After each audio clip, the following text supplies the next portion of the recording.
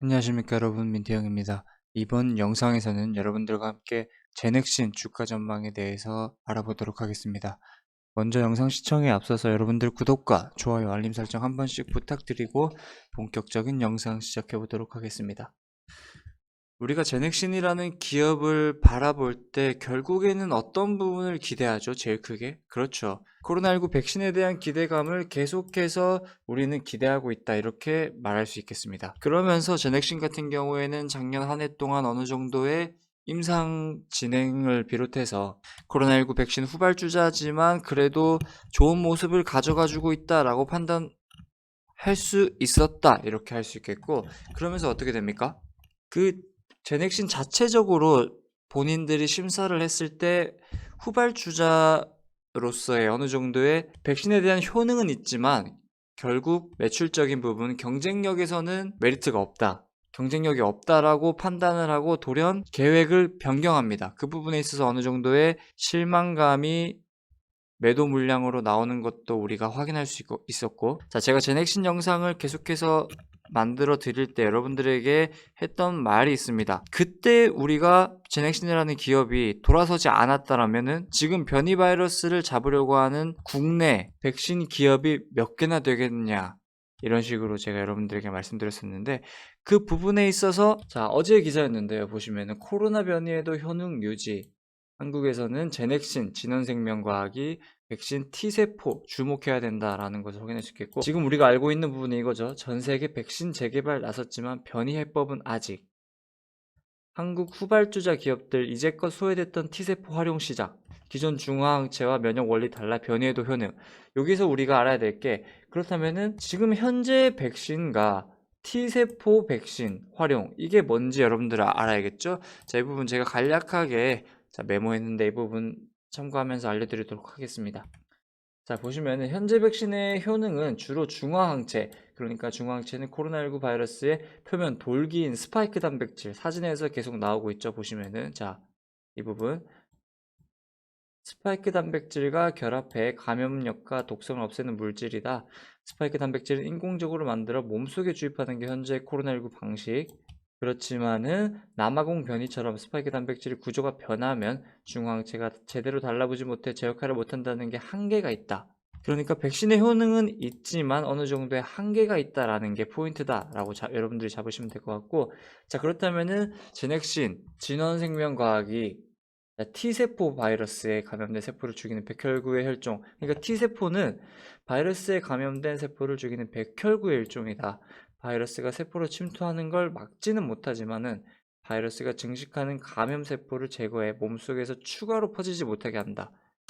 이 말은 추가로 퍼지지 못하게 한다, 전이되게 하지 않겠다, 전이되는 것을 막는다라는 것을 알고 계시면 될 것 같고요. 그러면서 그간 중화항체에 밀려 코로나19와의 싸움에서 소외됐지만 변이 바이러스가 확산하는 국면에서 새로운 면역 수단으로 기대받고 있다. 지금 우리가 국내에서는 해외 입국자들로만 어느 정도의 변이 바이러스가 최근에 나왔지만 어떻게 됩니까? 다시 변이 바이러스로도 집단 감염이 나왔습니다. 그러면서 이제 4차 대유행을 우려하는 목소리가 계속 나오고 있고, 자, 금일 같은 경우에는 확진자가 300명대가 나왔다고 하지만 주말의 영향이다라고 볼 수 있겠고, 지속적으로는 지금 최근 3일 간에는 한 600명대를 계속해서 웃돌았기 때문에 그 부분에서도 변이 바이러스 관련자들도 있지만 또 확진자, 그래도 지속적으로 나오고 있기 때문에 4차 대유행을 우려하는 목소리가 커지는 건 사실이죠. 자, 어쨌든 우리는 코로나 변이에도 효능을 유지한다라는 것을 기사로 확인할 수 있었다, 이렇게 말씀드릴 수 있겠고, 결국에는 GX19과 GX19N의 어느 정도의 플랫폼은 같다. 그러니까 DNA 백신으로서 바이러스 항원을 만들어낼 수 있는 유전자를 인체에 투여해 면역 반응을 유도하는 백신이다라고 알고 계시면 될 것 같고요. 앞서 언급드린 것처럼 도중 계획을 바꿔서 가는 이유에 대해서는 후발주자임에도 불구하고 경쟁력이 어느 정도 부족했다, 이 부분에 있어서 제넥신 같은 경우에는 조금 더 변이 바이러스에 대해서 발빠르게 대처하려는 모습을 가져가 주지 않았나, 이렇게 말씀드릴 수 있겠습니다. 자, 또한 어제 기사 보시면은 제넥신이 개발 중인 면역 항암제 후보 물질을 인도네시아 제약사 KG바이오에 기술 수출하면서 글로벌 시장 진출에 청신호를 켰다라는 것을 확인할 수 있겠습니다. 자, 여기서는 어느 정도의 긍정적인 부분과 부정적인 부분으로 나뉘는데, 긍정적인 부분에서는 조 단위의 대형 규모의 연구개발 성과물에 대한 가치를 인정받았다라는 것을 확인할 수 있겠고, 어느 정도의 부정적인 부분에서는 제넥신이 KG바이오의 지분을 보유하고 있다는 이유로 이번 기술 수출 의미를 평가절하하는 분위기도 감지된다 라는 것을 확인할 수 있겠습니다. 그냥 이렇게 딱 놓고만 봤을 때는 우리는 기술 수출로 인해서 어느 정도의 수익을 창출할 수 있다, 이 부분 일단은 참고하시면 될 것 같고요. 자, 이 부분이 어느 정도의 중요한 포인트다라고 말씀드릴 수 있는 게, 기술 수출 계약 상대가 제넥신에 지분 투자를 해서 만들어진 회사다 보니 계약 자체에 대한 아쉬운 목소리가 나올 수 있다라는 것은, 네, 동의합니다. 하지만 글로벌 제약사와의 계약보다는 불확실성이 있는 것은 사실이라면서도, 자, 하지만 제넥신 지분은 20% 정도고 칼배사가 60% 넘게 투자를 한 만큼 큰 우려는 없다라는 관점도 나오고 있죠. 그러면서 중국 아이맵의 경우 제넥신이 지분 투자도 하고 기술 수출도 했는데 어떻게 됩니까? 나스닥 상장으로 상당한 차익을 실현했다. 그러면서 아이맵 경우와 같은 그림이 그려진다라면 문제는 없을 것으로 본다. 결국에는 아이맵 같은 그런 흐름으로 이어져 가야지 문제는 없을 것이다 라는 것을 확인할 수 있겠고, 어쨌든 기술 수출로 인해서 자금이 돈다 라는 거는 확실하다라고 말씀드릴 수 있겠죠. 자, 그 부분을 토대로 우리가 재무제표 한번 보도록 하겠습니다. 매출액과 영업이익을 보시면은 15년도 이후에는 지속적으로 매출액이 100억 원대를 웃돌고 있다라는 것을 확인할 수 있겠습니다. 그렇죠? 그 부분과 영업이익 같은 경우에도 적자로 돌아서면서 계속해서 적자의 흐름을 가져가고 있다. 결국에는 우리가 신약을 개발하는 기업 같은 경우에는 영업이익을 어느 정도로 크게 흑자를 기대할 수 있는 부분이 크지 않다라고 할 수 있는 부분이, 매출이 나오면 어떻게 한다? 그렇죠. 계속 투자를 하기 때문이죠. 신약 개발에 투자를 계속해서 하고 신약 개발하려고 하고, 그렇기 때문에 그 부분에 있어서 우리는 영업이익 부분이나 어느 정도의 당기순이익 부분 같은 경우에도 지금 현 시점보다는 우리는 앞으로의 개발됐을 때 그 상황을 보고 가기 때문에 이 부분에 있어서는 판단하기 조금 어려운 부분이다 라고 말씀드릴 수 있겠고, 우리가 볼 것은 20년, 21년 지금 기술 수출을 비롯해서 백신이 나와준다라는 가정하에 바라봐야겠죠. 그렇다면 지금 T세포 활용한 변이 바이러스를 잡을 수 있는 백신으로 급부상하고 있는데 이미 준비해 왔다는 거죠. 작년 연말에 계획을 틀어버리면서 결국에는 백신 후발주자지만은 변이 바이러스에 대한 백신에 대한 입지는 그렇게 후발주자라고도 평가를 할 수는 없는 부분이다. 결국에는 전 세계적으로 지금 변이 바이러스에 대한 백신이 나오지 않은 상태이기 때문에, 그렇죠? 그렇기 때문에 어느 정도의 경쟁력을 가지고 우리가 바라볼 수 있겠다라는 부분 여러분들 알고 계시면 될 것 같고요. 자, 최근 4거래일 연속 보시면은 금일은 아직 어떻게 될지는 아직 장중이어서 우리가 확실하게 단정 지을 수는 없지만, 최근 4거래일 보시면은 자, 변이 바이러스에 대한 기대감, 기술 수출 기사가 나오면서 어떻게 됩니까? 개인 투자자들의 매수세가 들어오는 것을 확인할 수 있겠죠.